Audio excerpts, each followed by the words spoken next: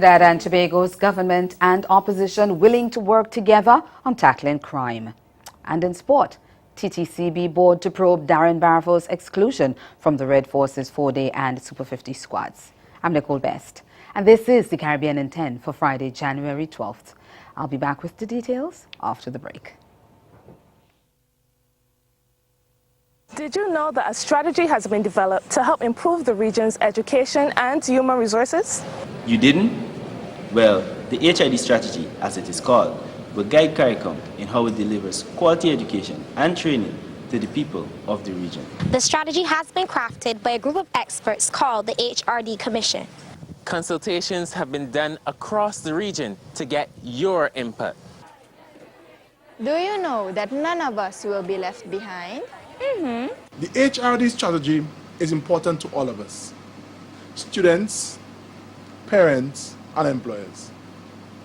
It will prepare the region, especially the youth, for the 21st century economy and society. The HRD strategy, unlocking Caribbean human potential.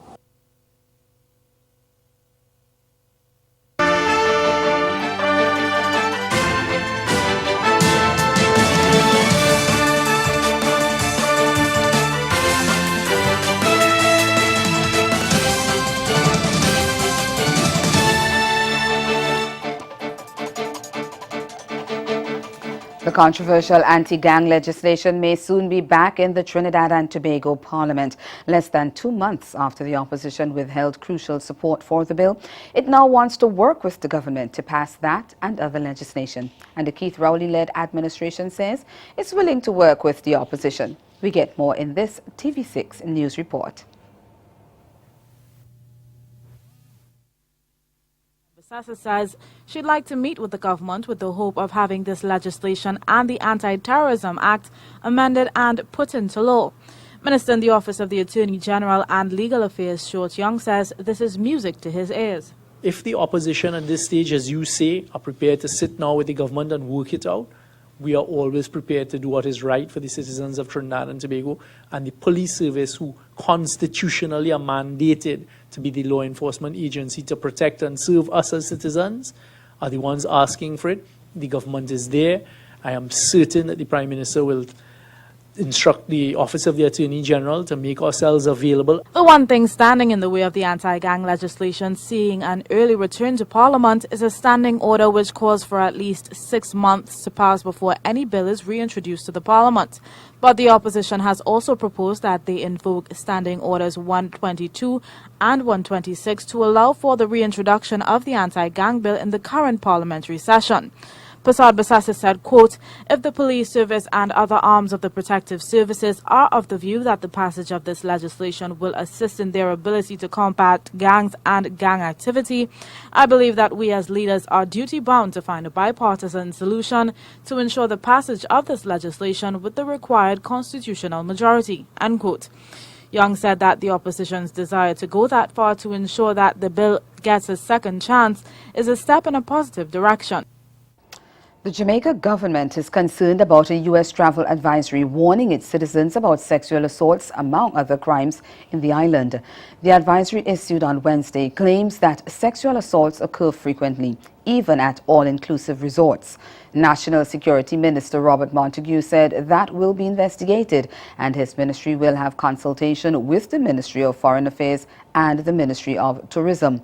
The advisory had also stated that violent crimes such as home invasions, armed robberies and homicides are common in Jamaica, and police lack the resources to respond effectively to serious incidents. But the U.S. Embassy said yesterday that Jamaica's status has not changed despite the recent advisory. Public Affairs Officer at the Embassy, Jeremy Knight, said the U.S. State Department had simply introduced a new tier system. A new advisory for Jamaica. This is a reformat of the the travel advisory that we're doing for all countries throughout the world, and it was issued yesterday for all nations, not just Jamaica. And so this has the exact same information that was being shared before about Jamaica, but now they're putting it into a providing levels of advice ranging from 1 to 4. And Jamaica falls into the level 2, along with nations like France, the Dominican Republic, Italy, the Bahamas, the UK.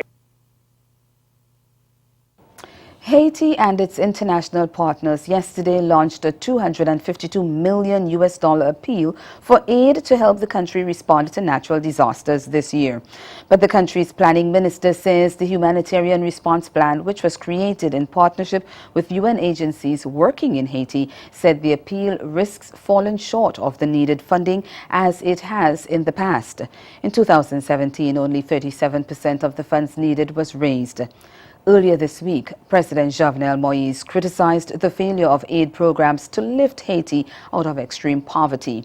In 2017, Haiti was spared the impact of natural disasters, but is still struggling to recover from past catastrophes, including Hurricane Matthew, which hit the southern end of the country in October 2016.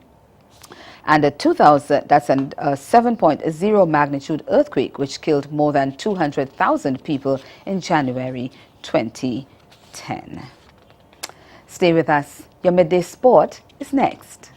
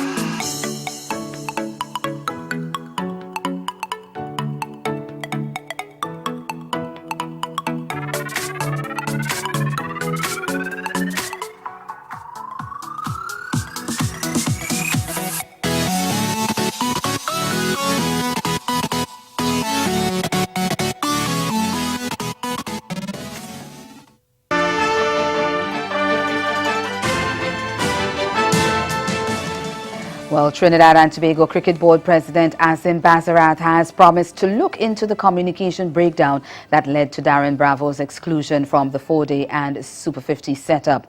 It emerged this week that Bravo, the country's premier batsman, had been excluded from both Red Force squads despite indicating his availability to head coach Kelvin Williams.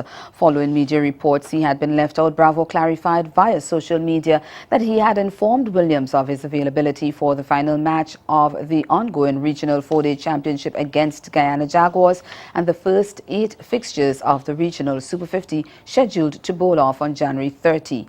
But convener of selectors Rafiq Jumadeen said he was unaware of this development. He also indicated that both squads had already been finalized and would not be altered to accommodate Bravo.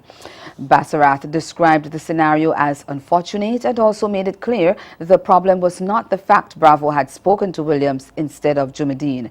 The development is the latest twist in the saga surrounding Bravo's career, which has been in turmoil ever since he was sent home in November 2016 ahead of the Tri-Nation Series in Zimbabwe for his controversial Twitter rant aimed at Cricket West Indies President Dave Cameron. Bravo has not played for Red Force or West Indies since, even though CWI announced last July that his standoff with the board had ended and he was now eligible for selection.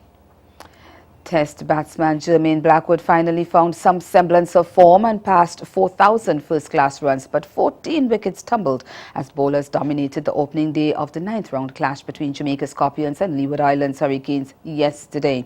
Sent in at Sabina Park, Scorpions were bundled out for 197 in their first innings, with the aggressive Blackwood stroking 81 and opener John Campbell 28, Asad Fudderdin 24 supporting. You'll get more of that in Caribbean Newsline. Have yourselves a good afternoon.